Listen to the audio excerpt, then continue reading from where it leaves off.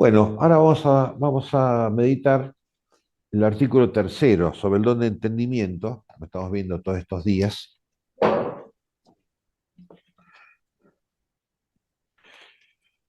Dice Santo Tomás, la planteamiento pregunta, ¿no?, para después explicarlo, si el don de intelecto es solamente especulativo o también es práctico. Fíjese que en el Evangelio del día de la misa de hoy, el Evangelio de la misa de hoy dice, está en la última cena, dice Jesucristo, está hablando a los apóstoles, como decía ese discurso sacerdotal, ¿no?, largo, le explica muchas cosas sobre Dios, ¿no? Y le dice algo así, ¿no? Ahora que sabéis esto, porque primero les dice, no os llamo siervos sino amigos, porque el siervo no sabe lo que hace su señor, pero yo les he hablado y les he enseñado los secretos del reino, o los secretos de mi Padre. Y después dice, ahora que sabéis esto, bienaventurados vosotros si lo ponéis en práctica. Es decir, la fe, el don de entendimiento, el don de sabiduría, el don de ciencia, pero el don de entendimiento en concreto, que viene a perfeccionar la fe, consiste en conocer cosas de Dios y ponerlas en práctica. Vieron que dice muchas veces Jesucristo, ser misericordiosos como nuestro Padre del cielo. Ser prudentes o sabios como Dios. Es decir, por la fe, ¿no?, decir, bueno, hemos conocido muchas cosas de Dios, lo que está escrito en el Evangelio. Siempre acordémonos lo que dice el apóstol Santiago, los diablos creen y tiemblan porque no aman. Conocen, tienen fe en el sentido y conocen los misterios o algunos misterios de Dios, no conocen la Biblia concretamente y no actúan conforme al Evangelio, lógicamente, porque son diablos, están en el infierno. Entonces nosotros podemos conocer lo que dice el Evangelio y después ponerlo en práctica, portarnos cristianamente. Por eso hay que leer el Evangelio, por eso hay que conocer a Dios. Entonces todos los conocimientos que tenemos respecto de Dios son, en primer lugar, para, como siempre decimos, ¿no?, para contemplar el misterio de Dios, la actitud contemplativa. Y en segundo lugar, para obrar, para actuar, ¿eh? Como dice Cristo, ¿cuál es el primer mandamiento?, le preguntan a Cristo. Escucha Israel, ¿eh? Escuchar es si conoce a Dios, en nuestro caso conoce el Evangelio, conoce a Jesucristo, los misterios de Dios. Es decir, la contemplación concretamente de los misterios divinos. Y después dice, amarás al Señor tu Dios con todo el ser, con todo tu espíritu, con todo tu pensamiento, con todo tu obrar, porque la contemplación es un conocimiento amoroso. Y después dice, y amarás al prójimo como a ti mismo. Es decir, poner en práctica ¿cómo se dice? La conducta humana, conducta cristiana. Si no, si no somos buenos, si no somos buenos cristianos, si no vivimos cristianamente, si nuestra conducta no es cristiana, entonces la contemplación es falsa, ¿eh? Es un estudio, ¿eh? Este, si un profesor de teología moral puede ser un inmoral, pero sabe perfectamente, porque leyó bien la Biblia, el catecismo, la suma teológica, todo perfecto, perfecto, ¿no? Un profesor de espiritualidad, el que enseña teología espiritual, puede repetir perfectamente lo que dice Santo Tomás, lo que dice San Juan de la Cruz, perfectamente, como una fotocopia perfecta, y después no lo vive, ¿no se dan cuenta? Entonces, hay una falla ahí, no hay una contemplación verdadera. Es un estudio, pero, espérense, el estudio, o mejor dicho, la buena conducta y el estudio, ¿no?, el objetivo último es la contemplación del misterio de Dios. Ese es el objetivo último. El objetivo intermedio la purificación del corazón, ¿no? La purificación de las intenciones, ¿no?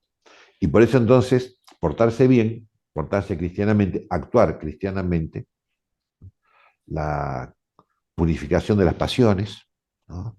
La combate contra los vicios, el ejercicio de las virtudes y todo eso, ¿no? Para la purificación del corazón. Porque sin el corazón puro, como dicen las bienaventuranzas, no podemos ver a Dios. Bienaventurados los puros de corazón, porque ellos verán a Dios. El objetivo último es eso, la contemplación del misterio de Dios en esta vida y la visión beatífica, cuando vayamos al cielo. Ese es el objetivo último. Fíjense que cuando hablamos de la lección divina, el objetivo último de la lección divina es la contemplación. Vieron que tiene varios pasos, ¿no? Lectura, meditación, oración y contemplación. Y algunos agregan y acción. Bueno, la acción es un derivado, no es el objetivo de la lección divina. Porque, por ejemplo, los monjes de clausura, como los cartujos, hacen lección divina, llegan hasta la contemplación, ¿no? Y no hacen apostolado, ni predican, nada, ¿no es cierto?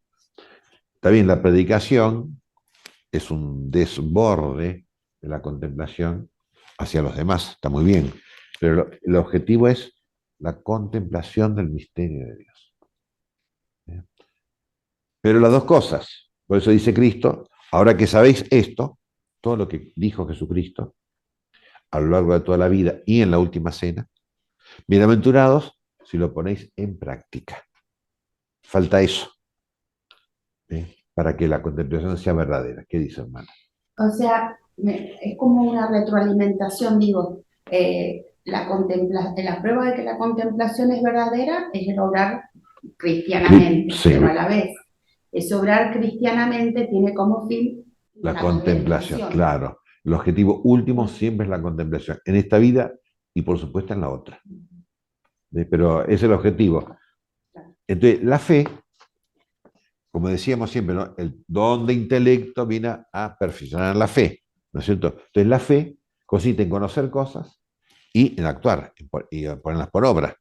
No solamente conocerlas, por eso los diablos tienen fe, pero la fe sin caridad es muerta, muerta, ¿no? Entonces, conocer cosas y ponerlas en práctica. Y por eso es importantísimo en la fe creer, creer lo que ha sido revelado y nada más. Porque yo siempre les hablo e insisto, ¿no? La credulidad es un vicio contra la fe. Es decir, creer, no digo creer más, sino creer lo que no hay que creer. O sea, creer como con un acto de fe, ¿no? Siempre le insisto sobre las revelaciones privadas, ¿no? Incluso las verdaderas no son objeto de la fe cristiana, ¿ves? Porque no son obligatorias. Pero hay muchas falsas, pero son más interesantes. Entonces muchas veces aplicamos la fe, creemos, por la credulidad, creemos en cosas raras, discúlpenme, ¿no es cierto? Porque primero dicen que va a haber 3 días de oscuridad y hay que tener velas benditas. Pero salió un religioso, un sacerdote, y dice, no, las velas tienen que ser bendecidas el día de la Candelaria, si no, no funcionan. Entonces, si pasó el día de la Candelaria y no bendijiste la vela, y viene el fin del mundo, está frito. ¿De dónde sacan eso, padre? Bueno, ese es el problema, ¿de dónde lo sacan? De acá. Es elucubración humana o del diablo, también puede ser. Porque es un pecado la credulidad. No es simplemente que uno se equivoca, que uno es sonso. No es ingenuo, es crédulo. Y por eso, así como la incredulidad, si no creer lo que está revelado es un pecado, creer en lo que no es revelado es otro pecado. Bueno, y entonces estas revelaciones, la verdadera y las falsas, te muestran esto es Dios, o esto es así, esto es Cristo, ¿no es cierto? Y después te dicen qué hay que hacer. Como dice el Evangelio, bueno, poner en práctica esto, las bienaventuranzas, bienaventurados los pobres de espíritu, etcétera. Y ahora hay una revelación falsa, de una vidente falsa, francesa, verdaderamente francesa, pero falsamente. Lo único verdadero es eso, que es francesa, ¿no? Juliette, no sé cuánto, ¿no? Bueno, también 3 días de oscuridad. Hay que tener velas benditas. Bueno, No, es una falsa mística. Capaz que ni existe, ¿viste? Pero uno se le ocurre inventar una historia y la pone en internet, ¿no? Y entonces dice, además de un montón de cosas raras, ¿no es cierto? Sobre el fin del mundo, dice, bueno, hay que hacer una oración a la cruz, una oración bastante bien hecha sobre la Santa Cruz, etcétera. Hay que escribir en un papel delgado, y puedes comerse el papelito. Sí, es la credulidad.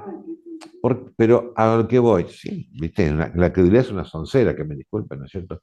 Pero hay una verdad, supuestamente, ¿no? ¿Y qué es lo que hay que hacer? Siempre es así, porque van a dos cosas, creer, contemplar y obrar. Entonces, el don de intelecto, dice Santo Tomás, dice así, este,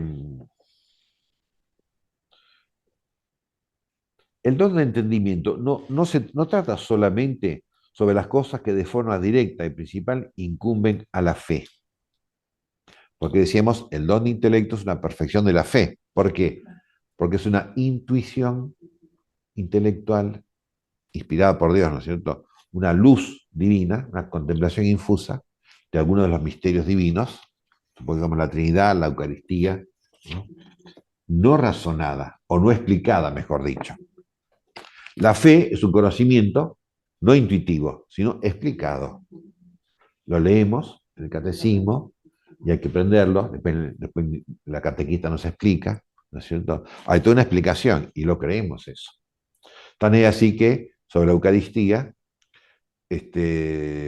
recién en el año 1000 más o menos, ¿no? Empezó a elaborarse, ¿no? La doctrina de la transubstanciación, ¿no? Porque se planteaba si las miguitas que caen de la hostia son el cuerpo de Cristo o no. Bueno, tuvo una elaboración teológica, razonada, etcétera. El don de intelecto no es una elaboración, es una iluminación, una intuición que Dios pone, infusa, del misterio de Dios. En todas las cosas que incumben a la fe y también de todas las cosas que están ordenadas a la fe, es decir, la conducta, el comportamiento cristiano, la vida santa, la vida cristiana, la vida santa, la vida evangélica, que está en relación con la fe, como decíamos, la purificación del corazón. ¿Por qué? Para poder llegar a la contemplación. Entonces, la fe en estas verdades reveladas, la fe, o sea, las verdades especulativas, y te dicen, Dios es así. Y las verdades prácticas, hay que comportarse así. En consecuencia, como Dios es misericordioso, nosotros tenemos que ser misericordiosos. ¿Ves? Lo especulativo o teórico y lo práctico o pragmático, el obrar, el conocer y el obrar. Porque la fe versa sobre lo que hay que conocer y sobre lo que hay que obrar. Y por tanto, el don de intelecto que viene a perfeccionar la fe, entonces perfecciona el conocer y el obrar. Es una intuición, Dios inspira por la contemplación infusa, infunde una luz sobre, como digo, el misterio de la Eucaristía, y entonces infunde una luz sobre cómo hay que comulgar. Cómo hay que comulgar es una intuición, además de lo que está explicado en el catecismo o lo que se explique, hay una intuición no razonada, no explicativa, de cómo hay que comulgar. Porque yo leo en el catecismo, supongamos, ¿no? O yo les explico, para comulgar, comulguen de rodillas, en la boca, comulguen con devoción, todo, ¿no es cierto? Como tiene que ser, en estado de gracia espiritual, sin consideración de una hora, dentro de la misa, o bueno, hay muchos elementos, ¿no? Pero la comunión es una unión con Cristo sacramental, o sea, una unión con Cristo física, el cuerpo y la sangre, y una unión mística. Y ahí está el don de intelecto, una intuición mística no razonada de la presencia de Cristo en la Eucaristía. ¿Ves? Aparte de todo lo que podamos razonar y explicar, etcétera, hay esa intuición intelectual o mística, ¿no?, de la presencia de Cristo en la Eucaristía. Y por eso, como siempre les cuento de la Beata Imelda, esta jovencita que hizo su primera comunión y murió. Murió no porque le cayó mal la comunión, sino al contrario, ¿no? Murió por una contemplación infusa, una intuición mística amorosa, no tan desbordante, tan, que bueno, que Dios la llevó ahí nomás al cielo. ¿Ve? No es un razonamiento. Claro. Capaz que cuando vamos a comulgar nosotros nos imaginamos que somos la Beata Imelda, y entonces esperamos cuándo me muero, y no te vas a morir. No, porque no es una cosa que hagamos nosotros, es Dios. Si los dones del Espíritu Santo no es algo que hacemos nosotros, Dios infunde en un instante, ¿no?, el don. ¿Para qué? El don de entendimiento, para tener un conocimiento intuitivo, contemplativo y místico de los misterios de Dios, y un conocimiento intuitivo, no razonado, de lo que debemos hacer. Y por eso se complementa con el don de consejo. Don de consejo sería la prudencia divina, ¿eh? Que no es razonado el consejo, es una intuición también, que viene por este lado, porque el don de intelecto es especulativo y práctico, porque la fe es especulativa y práctica, ¿eh? Por eso dice, ahora bien, las acciones buenas dicen orden, tienen orden hacia la fe, se ordenan, las acciones se ordenan y son ordenadas por la fe, ¿sí?, por el conocimiento especulativo, por la revelación, quiero decir, ¿no? Las acciones buenas son reguladas o son relacionadas o son ordenadas o se ordenan por la fe, por la revelación, puesto que, como afirma el apóstol, la fe actúa por la caridad. La fe, o sea, el conocer, no es una acción. El conocer es un elemento importante, ¿cierto?, para saber cómo debo actuar después. Pero lo que mueve a obrar es la caridad. La fe ilumina el camino y la caridad mueve por ese camino. Por lo tanto, el don de entendimiento abarca también lo operable, lo obrable, las obras. Sobre todo, sobre esto, no actúa de manera principal, ¿eh? Porque el objetivo o la función principal del don de entendimiento es la intuición intelectual, espiritual, mística de los misterios de Dios. Así como la función principal de la fe es el conocimiento de la revelación. Después se deriva en el obrar. Sobre lo operable, sobre lo actuable, lo que debemos hacer, no actúa de manera principal, sino en cuanto que en nuestro obrar, dice San Agustín, el Tratado de la Trinidad, nos regulamos por las razones eternas. ¿Se acuerdan cuando hablamos del don de sabiduría? Hablamos de eso también, este texto de San Agustín. Las razones eternas son los misterios divinos. Son razones del conocer y razones del obrar. Estoy conociendo que Dios es misericordioso, nos mueve a ser misericordiosos, en concreto, ¿no? Y Santo Tomás pone algo de San Agustín, toma de San Agustín, lo que llama Santo Tomás, o San Agustín también, en la inteligencia humana tiene dos funciones. Lo que él llama la razón superior y la razón inferior. Eso alguna vez hablamos, ¿no? Es decir, es como si dijéramos, vieron que algunos animales, sobre todo algunos pájaros, ¿no?, tienen los ojos bien al costado, para poder mirar para los dos lados. Nosotros miramos para adelante nomás. Estos miran para los dos costados, ¿no? Entonces la razón superior mira hacia Dios, las razones eternas, divinas. La razón inferior mira la creación. Son dos puntos de vista de la inteligencia humana, llamado razón superior y razón inferior. Entonces, por la razón superior, la inteligencia humana se adhiere a las razones eternas contemplándolas y consultándolas. Por el don de intelecto, en este caso, o por el don de sabiduría, pero en nuestro caso por el don de intelecto. La perfección de la razón superior es por el don de entendimiento. ¿Eh? Porque la razón superior es la inteligencia humana. Le falta la potencia divina, que la da el don de intelecto, que es una inspiración del Espíritu Santo, ¿no? Para tener ese conocimiento intuitivo de Dios, de los misterios divinos, de las razones eternas. Por la razón superior. En cambio, la razón inferior se refiere más bien, que vamos a ver más adelante, el don de consejo. Cómo actuar en este mundo desde el punto de vista de Dios, siempre, ¿no? Por eso la perfección en la inteligencia humana, la perfección de la razón superior es por el don de entendimiento. ¿Eh?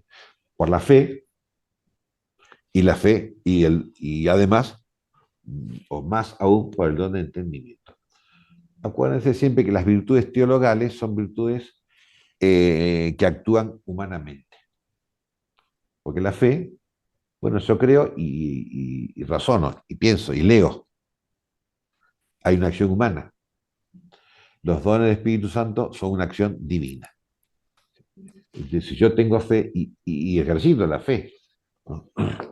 Con devoción y todas las cosas, entonces el Espíritu Santo me mueve o infunde en mí o ilumina en mí una intuición intelectual mística de esto que estoy leyendo en el Evangelio, en concreto. ¿Sí? Para elevar esta lectura, esto que leo, y lo conozco con los ojos, con el pensamiento, con la fe, porque creo realmente que es palabra de Dios, lo perfecciona con el don de entendimiento. Es decir, lo entiende, lo intuye, lo capta de modo divino. ¿Sí? Y esa es la razón superior, porque la razón inferior, como decíamos, se refiere más bien al obrar, al trato con las criaturas, al conocimiento de las criaturas. ¿Se entiende más o menos, no? Sí, Sí, padre, padre. sí. Y, Padre, estaba pensando, disculpe sí, la interrupción, yo suelo usar siempre dos términos, dos verbos, vívido y vivenciado. ¿cómo es? Lo vívido y lo vivenciado. Ah, ¿y qué Dos diferencia hay? A ver, términos. ¿Eh? explíqueme. Bueno, esto de la intuición es algo que además no, porque no es sentirlo, intuirlo, Sí. hay que vivirlo. Y vivenciado es ya más se refiere al amor de Dios cuando ya en esa infusión de amor hay un desborde. Y entonces yo utilizo, no sé si mal utilizado, utilizo esos términos, no sé si mal. No, no sé las palabras, bueno, no importan tanto las palabras, pero la idea es esa. Ah, La idea claro. es esa. ¿Eh?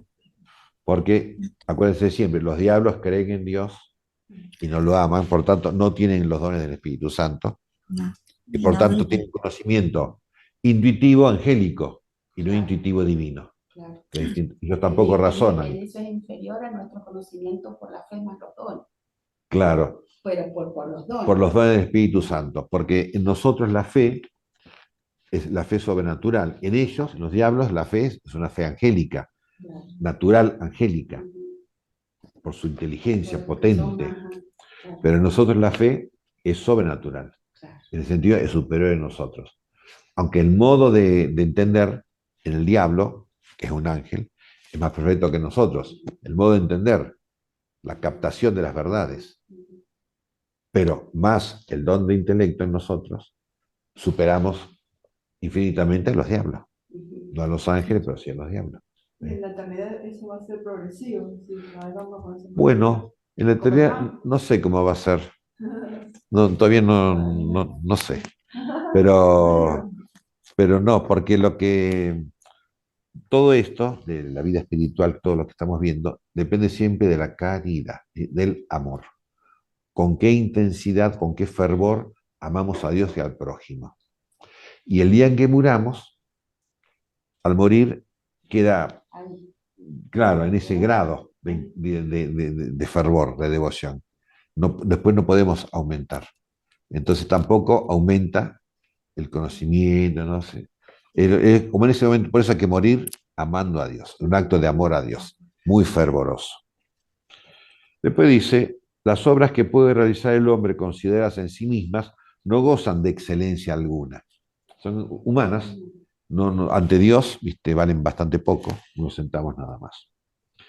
Pero en cuanto tienen relación con la regla de la ley eterna, si cuando nuestro obrar bueno, o sea, somos buenos, ¿no es cierto? Y nada más. Pero somos buenos cristianos. Entonces somos buenos y nos guiamos por el Evangelio. Hay un plus. Y el fin de la bien se guían, tienen relación con la regla de la ley divina y el fin de la bienaventuranza divina. Entonces, obramos bien por el Evangelio y porque queremos ir al cielo. Ve que hay un plus. Adquieren la elevación requerida para que pueda versar sobre ellas el entendimiento. Porque el entendimiento es un movimiento divino.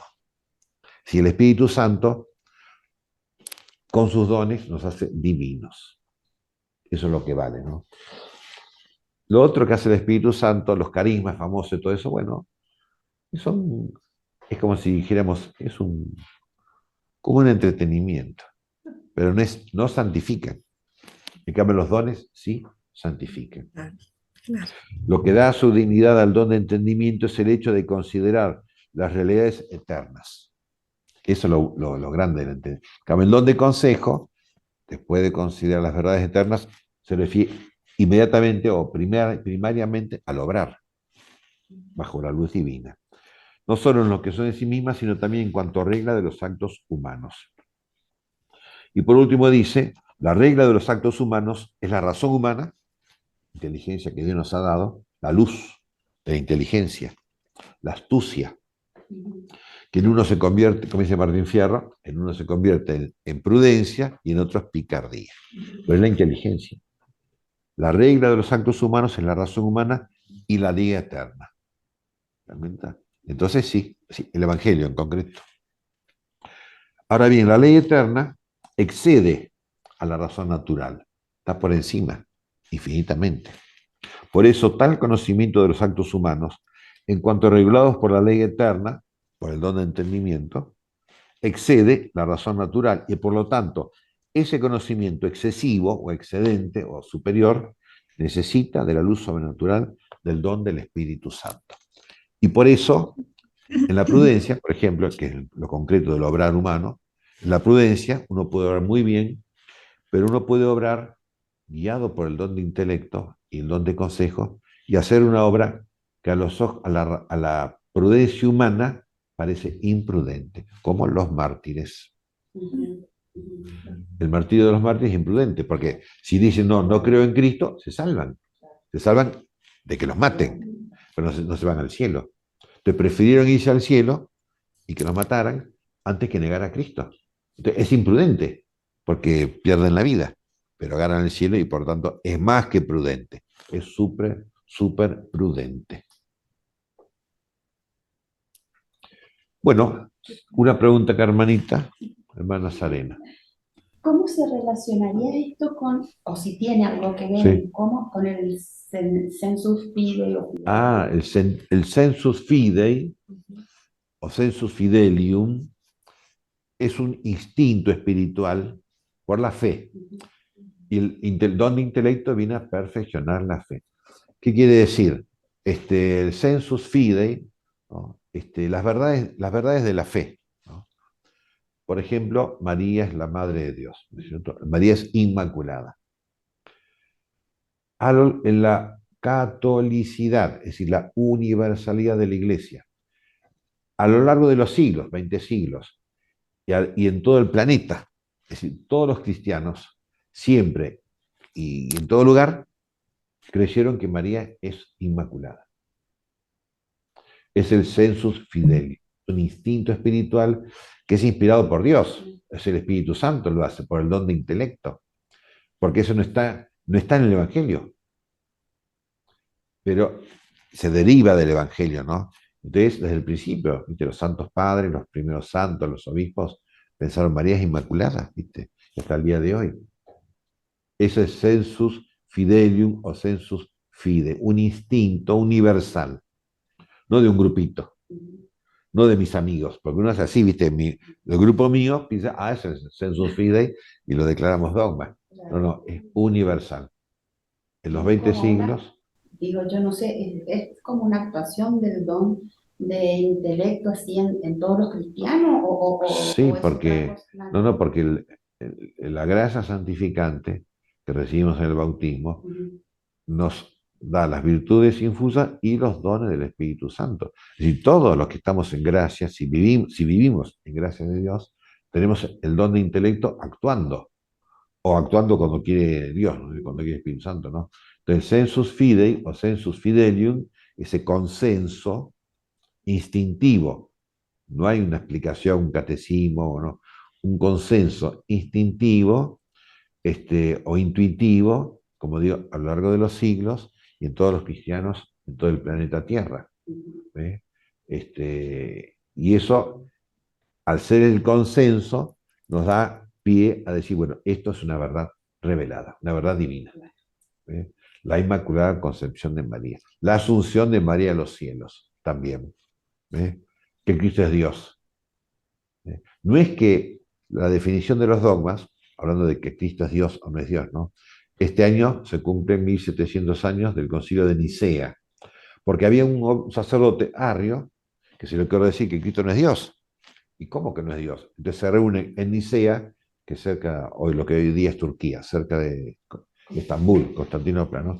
Cerca de ahí, se reúnen el concilio, el primer concilio universal, te dice, bueno, según conforme al Evangelio y la tradición, Cristo es Dios, no una criatura de Dios.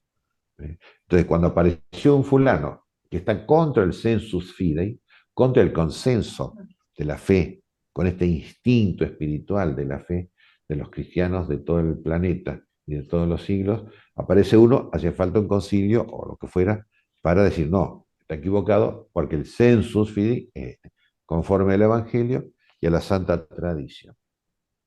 Otra ¿Cómo pregunta. decir, padre? Padre, ¿cómo decir que la voz del pueblo es la voz de Dios? Y no, eso lo dicen Todo el pueblo, cuando hay que pongámosle. votar. Cuando hay que votar, no. No No. es por la voz, no es por la voz del pueblo, es un Bueno, pero por ejemplo, cuando lo santificaron instinto espiritual. a San Juan Pablo II, sí, Sí, ¿qué pasó? ¿no fue porque el pueblo lo proclamó santo inmediatamente No, que murió? no, no, eso porque el Papa Benedicto lo quería declarar santo, ¿no? Pero También el no hay un pueblo. consenso universal.